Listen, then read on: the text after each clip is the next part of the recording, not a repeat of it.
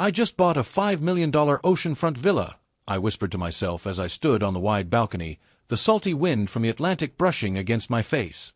For the first time in decades, I felt peace. But then my phone rang, and what I heard shattered that moment. It was my son-in-law, Derek. His voice was sharp, commanding, dripping with entitlement. "We're coming. 10 of us. Get beds, towels, slippers, and food ready. We'll be staying for 6 weeks. We'll be there in 50 minutes. So hurry up, old man." Old man. That's what he called me. Not Dad. Not even James. Just old man. My name is James Whitaker, 58 years old, retired machinist from Ohio. I spent 40 years working double shifts, missing birthdays and anniversaries, just so my only daughter Lila could have a better life than I ever dreamed of. I thought I succeeded when she married Derek, a tall, smooth-talking man who promised me he'd take care of her. But somewhere along the line, my daughter drifted away from me. Derek's influence grew, and respect for me shrank. Now, after I had finally rewarded myself with this villa, a symbol of freedom, of hard-earned dignity, they saw it as their vacation home. My chest tightened, not from fear, but from the weight of years of sacrifice being mocked. I had stocked the fridge with simple things: milk, eggs, bread. I hadn't planned for 10 uninvited mouths. 6 weeks. As I looked around the villa, the marble floors, the wide glass windows overlooking the waves, the silence I had so carefully chosen for my retirement, I felt a storm building inside me.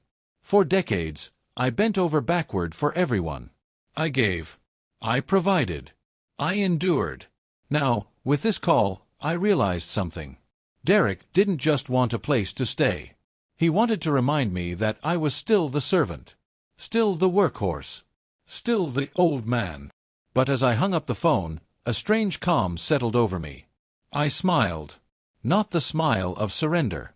The smile of a man who had finally seen the truth. I made a plan. And it wasn't what Derek expected. I didn't always feel invisible. Once, I was the center of my little family's world. I was strong, dependable, the man who fixed every broken thing and carried every burden. My wife, Marianne, used to say, "James, you've got the hands of a worker and the heart of a poet." She was right. I loved to work, but I also loved to dream. I dreamed of taking my daughter, Lila, on trips across America. I dreamed of saving enough so Marianne and I could retire by the water. But dreams, they cost. I started at the steel plant when I was 18. By 25, my knuckles were raw from grease, my back scarred from lifting, and my lungs lined with dust. But every time my body begged me to stop, I'd picture Lila's tiny hands tugging at my shirt when I came home, whispering, "Daddy, did you bring me a story?" And I'd sit on the couch, tell her tales about castles and oceans, even when my eyes were closing. By 35, overtime became my middle name. I worked Christmas Eve shifts while other fathers tucked their kids in by the tree. Marianne stayed up waiting for me, wrapping the last presents so Lila wouldn't see the struggle. We told ourselves it was worth it. And in a way it was. Lila grew into a bright, spirited young woman. But somewhere between those steel beams and endless nights, my marriage cracked. Marianne's health declined. The doctors whispered words I hated: cancer, aggressive, little time. And though I threw every paycheck and ounce of energy into fighting it, the disease stole her from me when I was 45. Her last words: "Promise me you'll live, James. Don't just work. Live. And watch over Lila." I promised. God, I promised. After her funeral, it was just Lila and me. She was 19, full of ambition, chasing a business degree in the city. I worked even harder to pay her tuition, sending checks while eating cold beans out of cans for dinner. I didn't mind. She was my purpose. Then Derek appeared. The first time I met him, he wore a sharp suit that looked like it had never seen a wrinkle. His handshake was too firm, like he wanted to crush my bones. He called me sir, but his eyes said old man even then. Still, Lila beamed when she looked at him. And I wanted her to be happy. The wedding came fast. Too fast. They chose a sleek country club instead of the church Marianne and I had always imagined. Lila said it was modern and more their style. When I offered to pay, Derek laughed and said, "Don't worry, James. I've got this. You've done enough." But the way he said it, it stung. Like my years of sacrifice had been a burden, not a gift. After they married, I saw less and less of Lila. The calls shortened. The visits stopped. And when she did call, it was usually for money. "Just until Derek's new venture takes off," she'd say. I sent checks. I always sent checks. Because what else could I do? By 55, I was tired. My body ached from decades at the plant. My pension wasn't much, but I'd saved every dollar I could. I bought this villa not as a trophy, but as a sanctuary.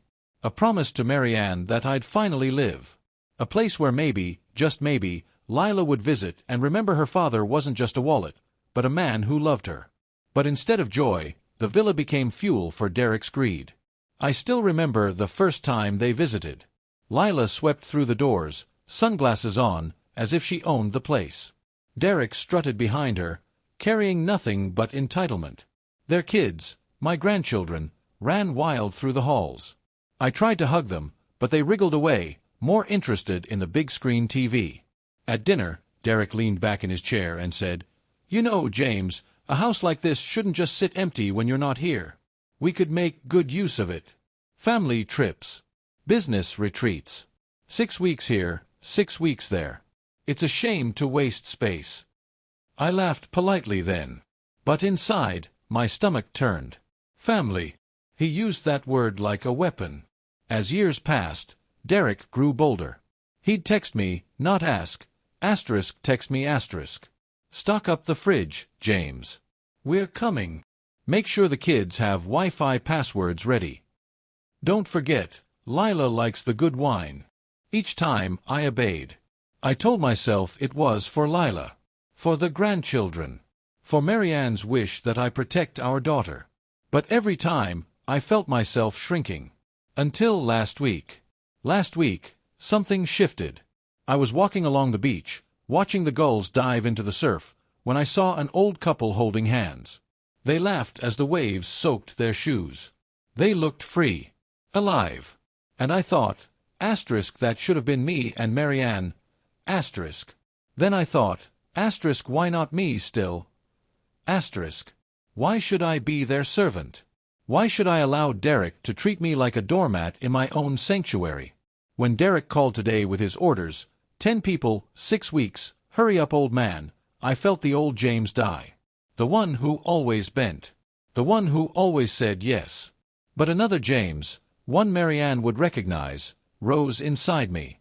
And as I looked around this villa, I saw not just walls and windows, but weapons. Not of war, but of dignity. I smiled, because Derek thought he was walking into a free vacation. But he had no idea. This time, I had a plan. A plan to remind them, and myself, that I am not just the old man. I am James Whittaker. And I am done being used. The sound of tires crunching over gravel cut through the stillness of the villa's driveway. I glanced at the clock on the wall. 50 minutes, almost to the second. Derek always liked to make an entrance. I stood by the window, hands clasped behind my back, as 2 black SUVs rolled up like royalty arriving at their summer palace. Doors flung open. Lila stepped out first, hair glossy, sunglasses perched high, a designer bag dangling from her arm. She didn't even look at the villa, just at her phone. Derek emerged next, tall, confident, smirking like he owned the ocean behind my home. He clapped his hands as if announcing their arrival. "All right, kids. Welcome to your summer house." Summer house. My jaw tightened. I didn't move.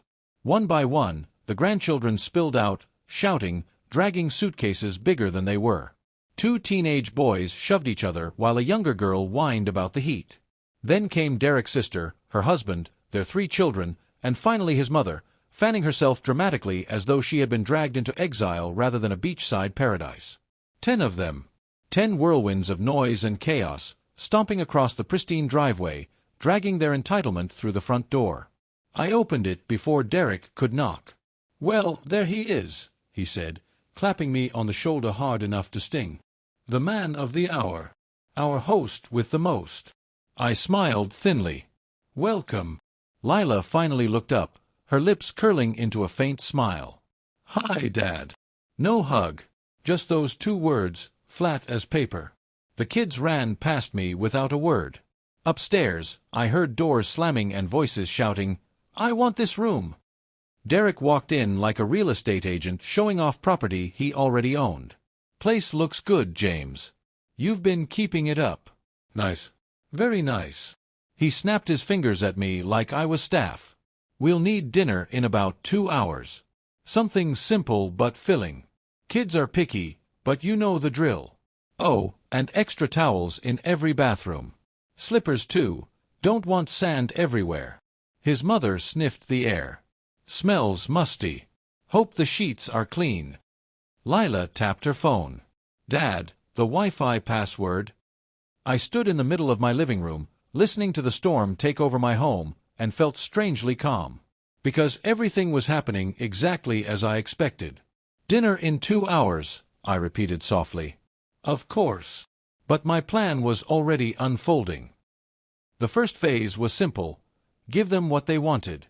4 years, they'd treated me like a servant, so I would play the role, but on my terms. I went into the kitchen and began pulling ingredients. Derek wandered in, grabbing a beer from the fridge without asking. "What are we having?" "Something special," I said. He nodded, not caring enough to ask further, and left. I cooked deliberately slow, humming to myself. I thought of Mary Ann as I chopped vegetables, her gentle hands guiding mine years ago when we made Sunday dinners together. The memory fueled me, steadied me. When dinner was ready, I called them all to the table. 10 seats filled noisily. Plates clattered. No one said thank you. They devoured the meal, arguing, laughing, glued to their phones. Derek leaned back mid-bite, chewing with his mouth open. "See, James. This is what family looks like. Everyone together. Isn't this what you wanted?" I smiled faintly. "Something like that." They didn't notice the way I watched. Every sigh, every demand, every careless insult. They didn't see me storing it away like kindling. After dinner, I cleared the plates while they sprawled in the living room, feet on my coffee table, crumbs on the couch. Lila called out, "Dad, don't forget to pick up snacks tomorrow. The kids want chips and soda." "Yes, dear," I answered softly. Phase 2 had begun. That night, when the villa finally fell quiet, I walked the halls. I peeked into rooms where my grandchildren slept, snoring, drooling on sheets I had bought. I lingered at Lila's door, hearing Derek's voice through the wall, arrogant, commanding even in private. And I realized something chilling. Lila was no longer mine. She was his shadow. My bright, spirited little girl had been smothered beneath his arrogance. But I wasn't angry. Not anymore. I was resolute. I stepped out onto the balcony, the waves crashing below, the moon lighting the water silver. Marianne's voice echoed in my head. Promise me you'll live, James. Living, I now understood, wasn't about peace and silence. It was about reclaiming what had been stolen, my dignity, my worth, my place. And I would reclaim it. The next morning, I woke early, before the chaos began. I brewed coffee strong enough to shake the rust from my bones. As I sipped, I sketched the outline of my plan on a notepad. Nothing dramatic. No shouting matches, no slamming doors. Derek would expect that. No, this plan would be quiet. Subtle. 1,000 small cuts, each one showing them who I really was. First, the Wi-Fi. At breakfast, Lila complained. "Dad, the Wi-Fi's down. I've got work to do." I frowned. Strange. Must be the signal out here. You know how these oceanfront places are. I shrugged. I'll call the provider later. For now, maybe the kids can play outside. Groans erupted around the table. Derek glared at me. "Fix it, James. They need their screens." I spread jam on my toast calmly. "I'll see what I can do." What they didn't know was that I'd unplugged the router myself. Second, the chores. "James, the towels aren't in the guest bath." Derek's sister barked later. "Oh dear," I said. "I'll get to it after I finish raking the sand out back." By mid-afternoon, requests piled up. More towels. More snacks. More everything. And every time, I nodded slowly, moved at my own pace, humming under my breath. The truth was dawning on them. I wasn't rushing anymore. I wasn't bending. I was moving like the tide, steady, unstoppable, uncaring of their demands. Derek cornered me that evening, his smile brittle. "What's going on, James? You seem different." I looked him straight in the eye for the first time in years. "Do I?" He searched my face, waiting for the old compliance. But it wasn't there. That night, as the family bickered over board games and snacks, I sat quietly in my chair, observing. They thought they were in control. They thought this house, my life, bent to them. But they were standing in the middle of my ocean. And the tide was turning. The third morning, I woke to shouting. Not the playful kind, not children's giggles echoing down the hall. No, this was sharp, brittle, the sound of family tearing at its own seams. I pulled on my robe and walked down the hallway, taking my time. Derek's voice boomed from the kitchen. "Who finished the cereal? I told you the kids need breakfast before they hit the beach." His sister snapped back. "Maybe if you bought your own groceries instead of treating James like your butler." "Don't start, Marcy." I leaned against the doorway. The countertops were a mess, milk spilled, dishes piled high. My pristine villa looked like a frat house after a weekend bender. Derek turned on me instantly, pointing. "James, there you are. We need more cereal, milk, fruit, whatever kids eat. Run to the store, will you? And get something for tonight. Maybe steaks." I met his eyes, calm as still water. "The store's a 40-minute drive. Gas is expensive. You'll need to cover it." The room went silent. Derek blinked. "Excuse me." "You heard me." I poured myself coffee, black and slow. "You want me to fetch food, you pay for it. I'm retired, not running a catering service." Marcy snorted into her cup, hiding a grin. Even Lila looked up from her phone, startled. Derek forced a laugh. "Come on, James. Don't make it weird. You've always handled these things." I sipped my coffee, unhurried. "Not anymore." I walked out, leaving his words hanging like smoke. That was Phase 3, boundaries. Small, firm, undeniable. They didn't know it yet, but every demand they made was a chance for me to remind them this house wasn't theirs. By noon, the villa hummed with sulking energy. The grandchildren whined about the broken Wi-Fi. Derek tried fiddling with the router, cursing under his breath. "Damned thing's ancient. James, when are you getting this fixed?" I shrugged. "Maybe next week. Or not. Depends if I feel like it." The teenagers groaned. "Grandpa, this sucks. We can't do anything without Wi-Fi." "Then go outside," I said. "There's an entire ocean out there." But they barely heard me. Lila finally cornered me on the balcony later that afternoon. Her voice wasn't sharp like Derek's, but weary, strained. "Dad, what's going on with you? You're different." I studied her face, the lines of stress that shouldn't be on a woman her age. "Different how?" "You're not bending like you used to. You're not trying to keep the peace." I smiled softly. Maybe I finally realized peace isn't found by bending. She frowned. "Derek says you're being difficult." "Derek always says that when someone doesn't obey him." Her eyes darted away, guilt flickering. For a moment, I saw the little girl she once was, the one who used to run barefoot through the yard, who begged me to tell her bedtime stories.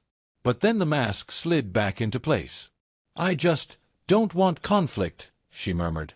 I touched her hand gently. "Sometimes conflict is the only way to see the truth, Lila." She didn't answer. She just walked back inside. That evening, I unveiled the next step of my plan. Dinner was roasted chicken, potatoes, vegetables, simple but hearty. I set the table carefully, poured drinks, invited them all to sit. Derek strutted in last, phone in hand, barking orders at someone on the other end. He sat without a word of thanks. I waited until they were halfway through the meal. Then I cleared my throat. "I've decided," I said, voice steady. There will be house rules for this villa. Forks froze midair. Rules. Derek repeated, amused. What is this, summer camp? Rule 1, I continued, ignoring him. Everyone cleans up after themselves. Dishes, laundry, rooms. No exceptions. The kids groaned. Marcy rolled her eyes. Derek smirked. James, come on. Rule 2, I cut in, louder now. No treating me like staff. I am the owner of this home. I will not run errands on demand. If you want something, you get it yourself. Silence. Rule 3, I finished. Respect. That means no insults, no shouting in my face, and no calling me old man. My name is James. Derek laughed, but there was no warmth in it. You serious? Deadly, I said. The grandchildren shifted uncomfortably. Marcy smirked again, clearly enjoying the show. Lila just stared at me, her fork unmoving. Derek leaned back, wiping his mouth with exaggerated slowness. You know, James, it almost sounds like you don't want us here. I folded my hands. I want family here. But I won't host tyrants. His smile dropped. Just for a second. Enough for me to see the crack in his armor. The next days were tense. Derek tried pushing back, loudly demanding I fetch him a beer, snapping his fingers at me during meals, but each time I met his eyes and said calmly, "Get it yourself." At first, the children followed his lead. "Grandpa, can you fix the Wi-Fi? Grandpa, bring us snacks." But when I ignored them, something shifted. They realized I wasn't their servant either. And slowly, awkwardly, they began helping Marcy's kids clean up after meals. It wasn't perfect. Far from it. But the seed was planted. One evening, as the sun sank into the horizon, I caught Derek on the phone outside, pacing the driveway. His voice was sharp, urgent. I don't care if the numbers don't add up. Just move the money. James won't know. He's clueless. I froze. My blood ran cold. What money? I stepped back into the shadows before he saw me. Pieces clicked in my mind. Lila asking for loans, Derek's sudden ventures, the endless demands. Had my daughter been dragged into something darker than I imagined? That night, I couldn't sleep. I lay awake, staring at the ceiling, hearing Marianne's voice again. Asterisk, protect her, James. Asterisk, protect her, from Derek. The following morning, I made another move. I gathered everyone in the living room. The grandchildren sprawled across couches, Lila perched beside Derek, arms folded. Derek looked annoyed at being summoned. I've been thinking, I said. This house is big. Too big for me alone. Maybe it's time I decide who deserves to enjoy it. Eyes lit up. Marcy whispered something to her husband. Lila leaned forward. Derek smirked, certain of his place in the line. But I wasn't finished. I'll be drafting something official soon, I continued. A plan for this villa's future. And the way I'm treated in the present will decide who's part of that future. Gasps. Murmurs. Even the kids sat up straighter. Derek's smirk faltered. You can't be serious. You're not going to. I'm deadly serious, I said again, my voice cutting like steel. This house isn't yours. It isn't anyone's but mine. And when I decide where it goes, it will go to those who respect it, and me. Lila's face drained of color. Marcy's eyes glittered. Derek clenched his jaw so tight I thought his teeth might crack. I rose, slow and deliberate. Dinner's at 7. Clean up your own messes until then.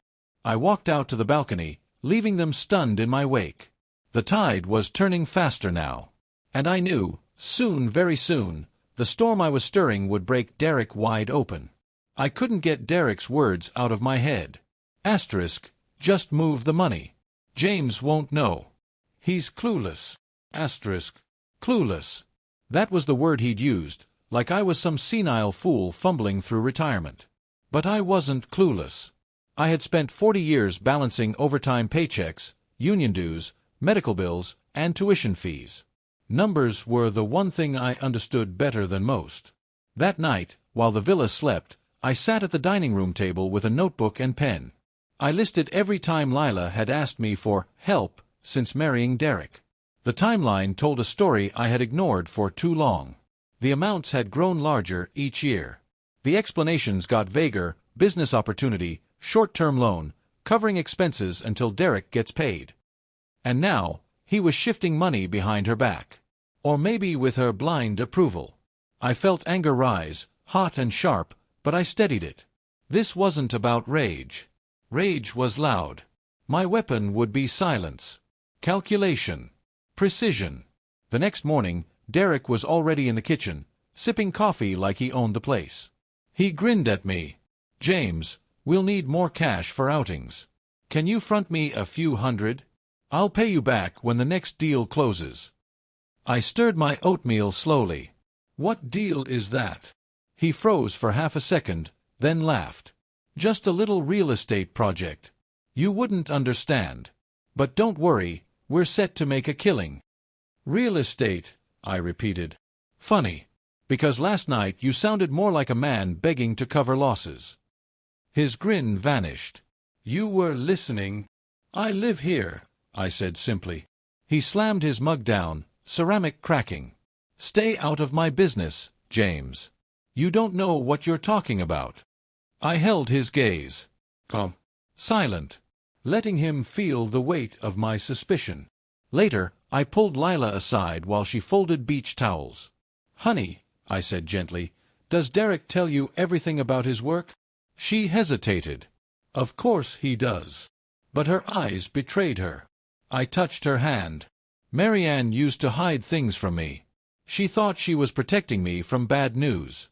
But secrets rot a marriage, Lila. Don't let that happen to you." Her lips trembled. "Dad, Derek's under pressure. He's invested a lot.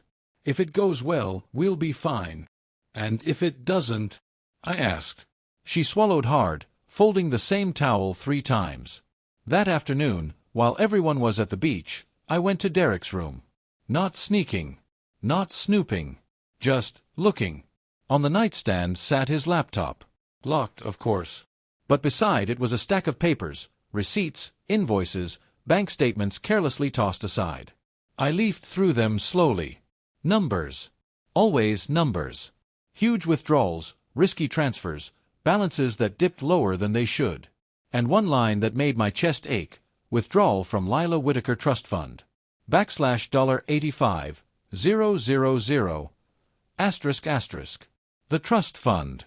Marianne and I had set it up when Lila was a teenager.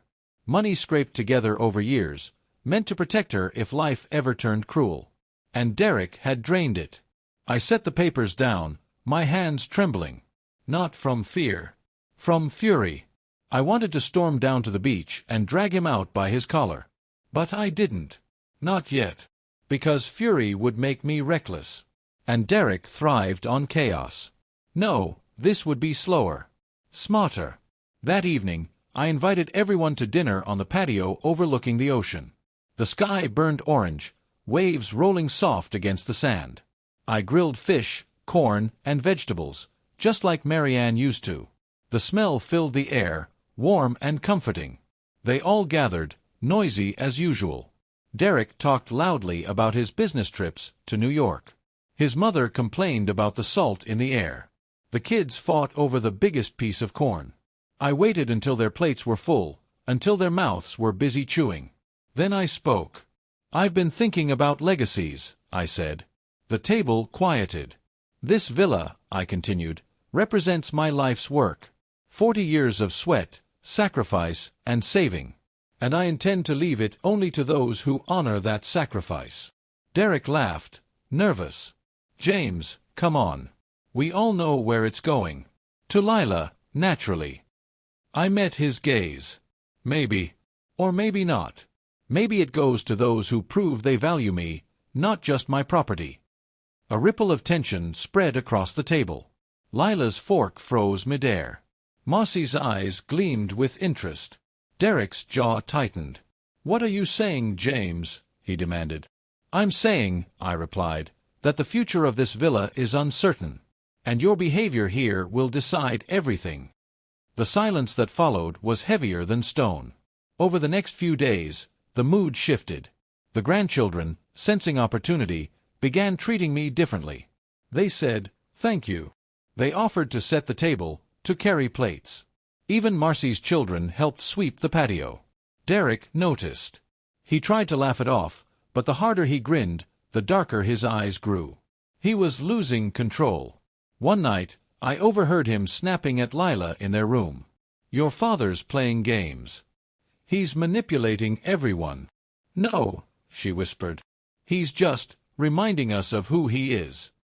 That broke me a little, hearing her voice soften toward me again. A spark of the daughter I'd raised. But it also put Derek on edge. And when Derek was cornered, he struck. The strike came 2 days later. I was sitting on the balcony when Derek stormed out, a glass of whiskey in hand. His face was flushed, his voice sharp. "You think you're clever, James?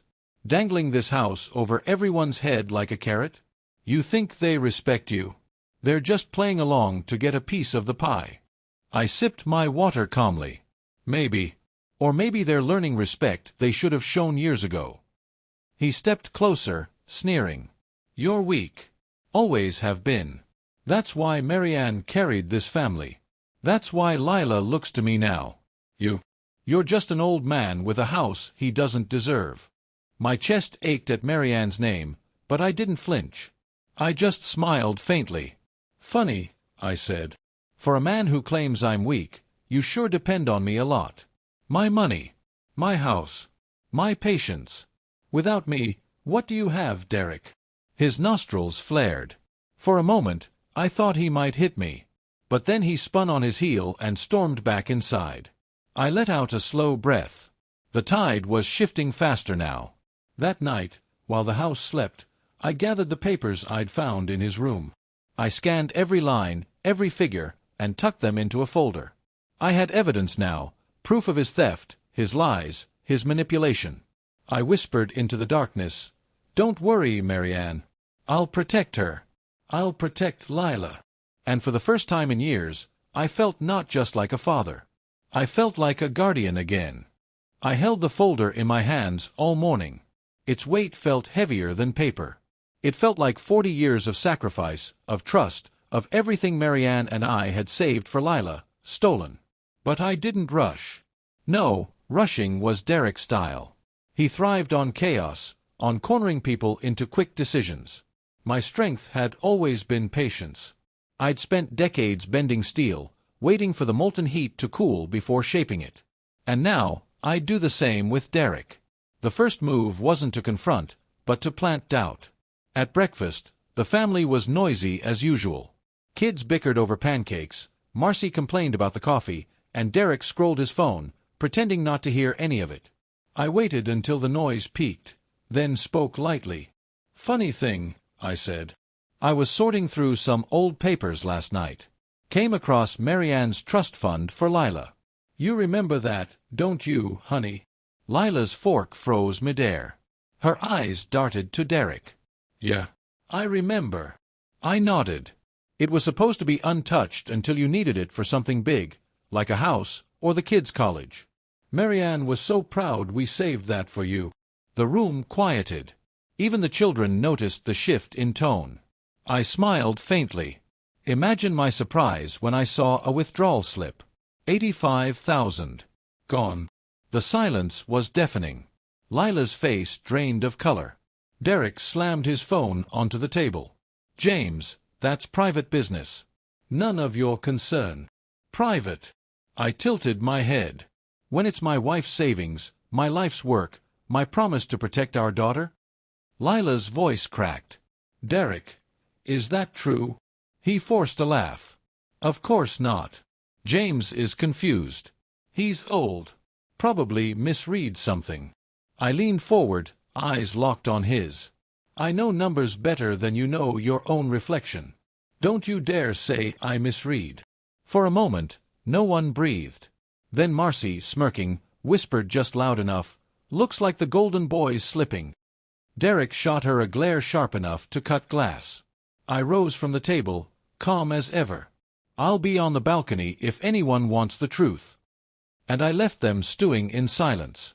Lila didn't come to me right away, but by afternoon, she knocked softly on the balcony door. Her face looked younger somehow, vulnerable, like the little girl who used to crawl into my lap after nightmares. "Dad," she whispered, "please, tell me you're wrong." I handed her the folder. No lecture. No anger. Just proof. She flipped through the pages, her lips trembling. He said it was for a property deal. He promised it would double. Her voice cracked. He promised. I touched her hand gently. I promised your mother I'd protect you, even from the people you love. Tears spilled down her cheeks.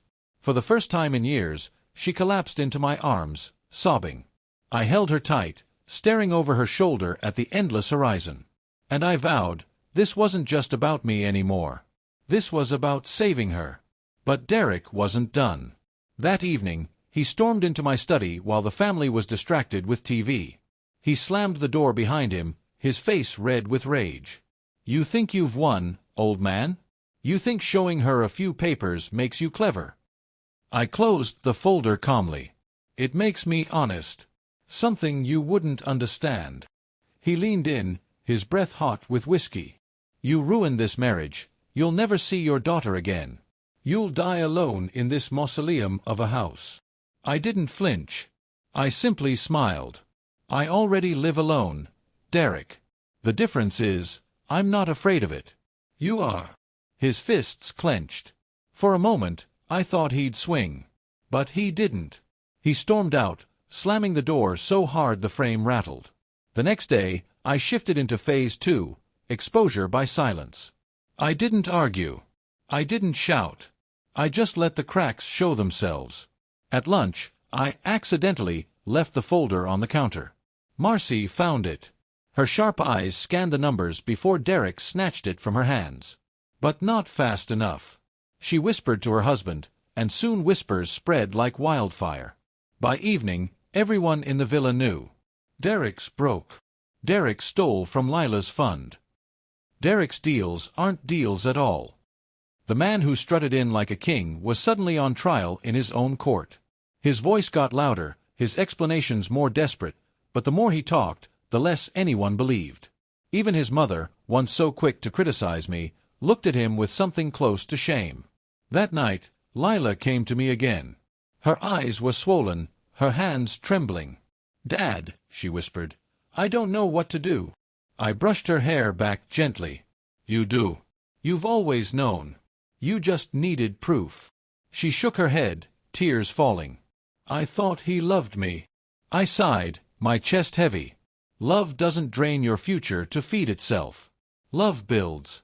Love protects. Marianne would have told you the same. We sat in silence for a long time. The waves crashed outside, steady, relentless. Finally, she whispered, "I don't want to lose you again." And those words, were worth every battle, every scar. The following day, Derek tried one last desperate move. He gathered the family in the living room, pacing like a politician. "Listen, everyone. James is twisting things. The market dipped, but I've got deals lined up. Big ones. This is just temporary." No one responded. Marcy crossed her arms. "Funny, you said the same thing last summer. And the summer before that." Even the teenagers looked skeptical. One of them whispered, "He's lying, Mom." Derek's face flushed red. He turned to Lila. Tell them I'm providing for you." Lila's voice shook, but it was strong enough to shatter him. "Providing? You stole from me, Derek. From my mother. From my children's future. That's not providing. That's betrayal." The silence that followed was crushing. Derek looked around, waiting for someone to defend him. No one did. And for the first time, I saw him for what he truly was. Not a king, not a tyrant, just a man exposed, small and desperate. That night, after the house went quiet, I stepped onto the balcony again. The moonlight glowed on the waves. I felt Marianne's presence beside me, warm and steady. "We're close," I whispered. "She's beginning to see." "They all are."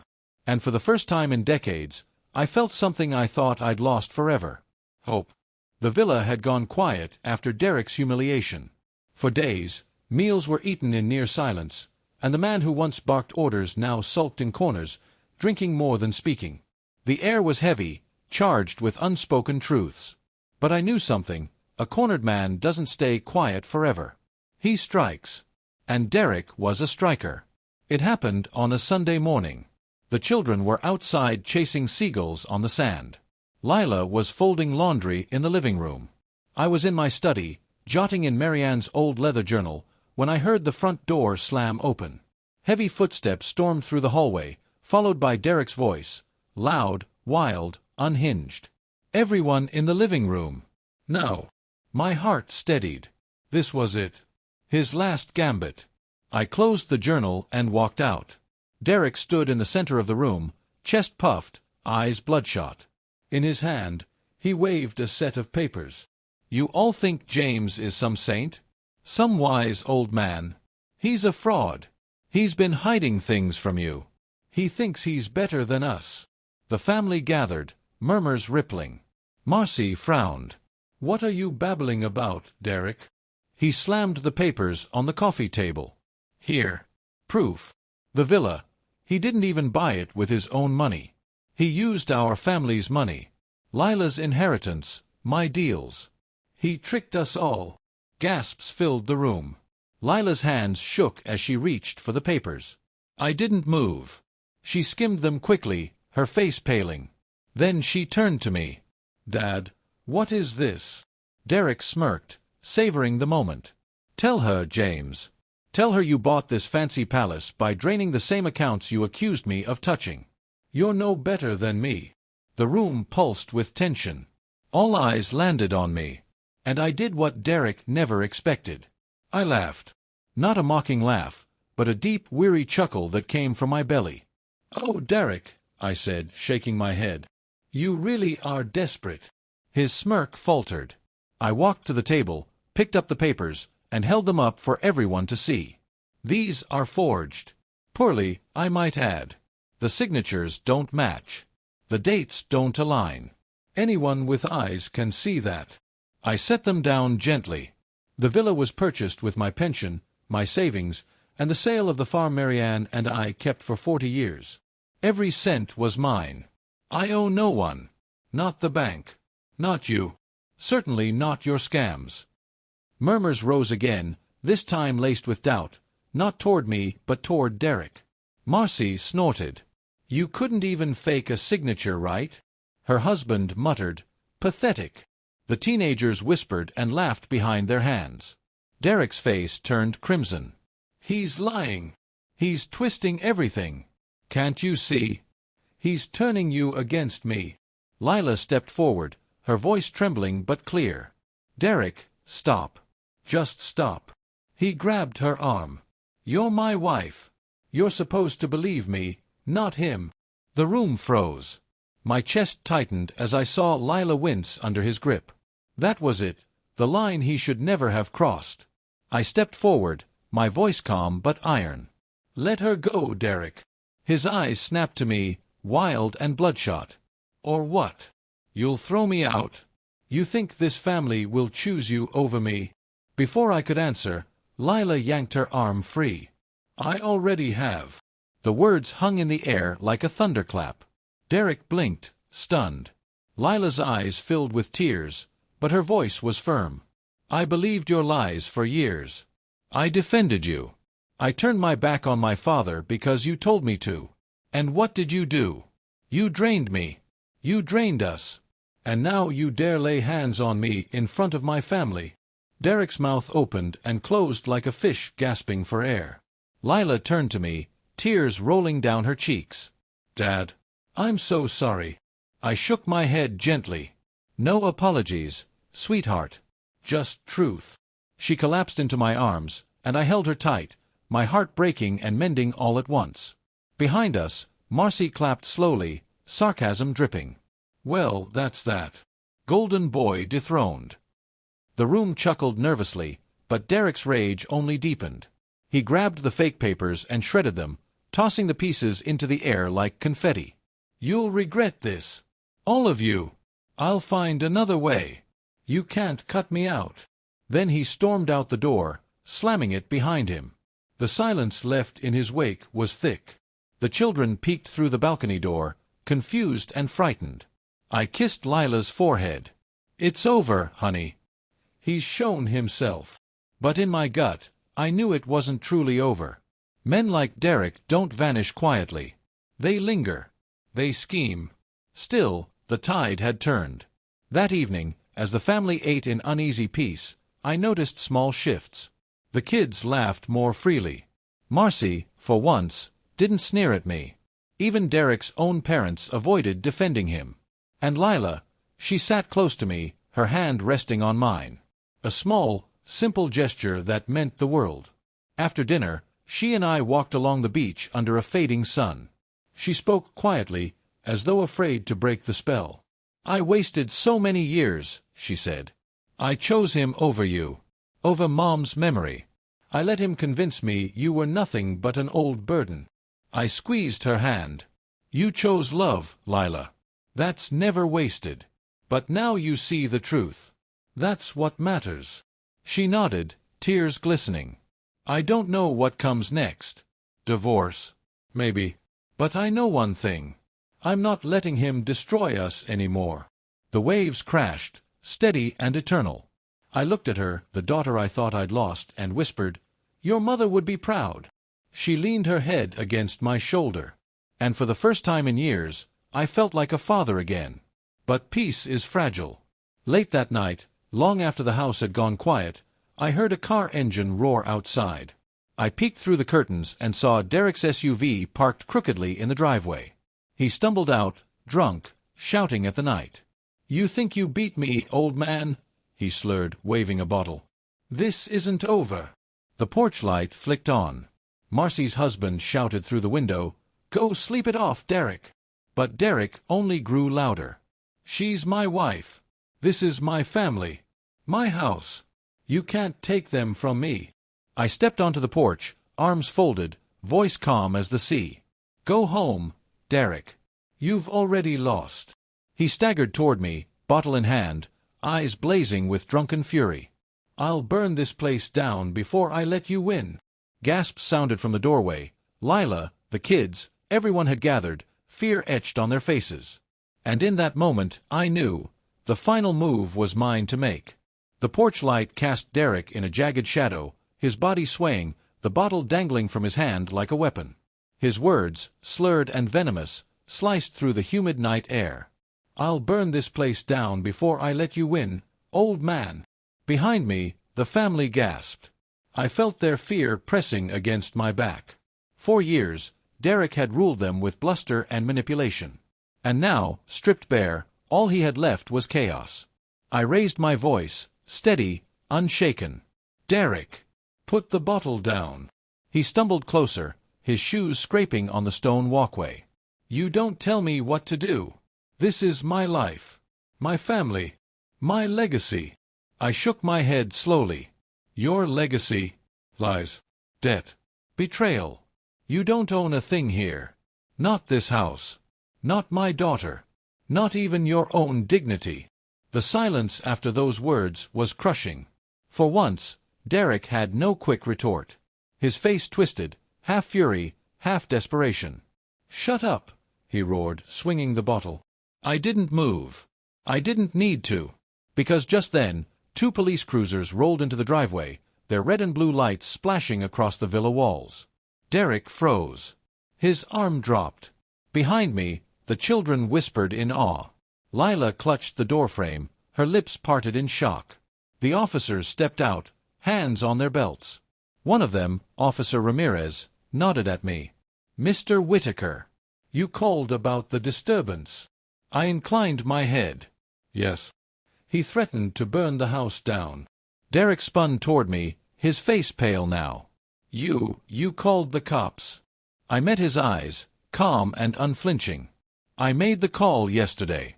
The moment you grabbed my daughter's arm. I knew this was coming." The officers moved in, their voices firm. "Sir, put the bottle down and step away." Derek sputtered. "You can't. This is my wife. My house.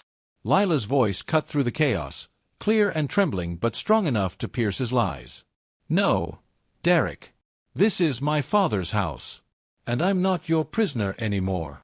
The children watched wide-eyed as the officers took Derek's arm, cuffed him gently but firmly. He resisted weakly, but the fight was gone. As they guided him toward the cruiser, he looked back at me, his eyes wild with disbelief. "You planned this. You set me up." I stepped closer, my voice low so only he could hear. "No, Derek. You set yourself up. All I did was give you enough rope." They shoved him into the car. The door slammed shut with finality. And just like that, the tyrant was gone. The silence afterward felt almost holy. The family huddled together, their faces pale, their eyes wide. The children whispered questions. Marcy muttered something under her breath, but for once, it wasn't criticism. Lila turned to me, tears streaming freely. "Dad, I don't know how to thank you." I took her hand, warm and trembling. "You don't thank me, sweetheart. You heal. That's how." She collapsed into my arms, sobbing against my chest. I held her, rocking gently, the way I used to when she was a little girl afraid of thunderstorms. And in a way, this storm had finally passed. The days that followed were different. The house, once loud with Derek's commands, was filled with a quieter kind of noise. The laughter of children, the clatter of dishes, the small, ordinary sounds of family rebuilding itself. Lila filed for a restraining order. Papers were drawn for divorce. The trust fund Derek had drained would take time to repair, but there was hope now. Real hope. Marcy and her husband packed their things earlier than planned, muttering about bad energy, but I saw it for what it was, shame. Shame that they had hitched their wagon to Derek's empty promises.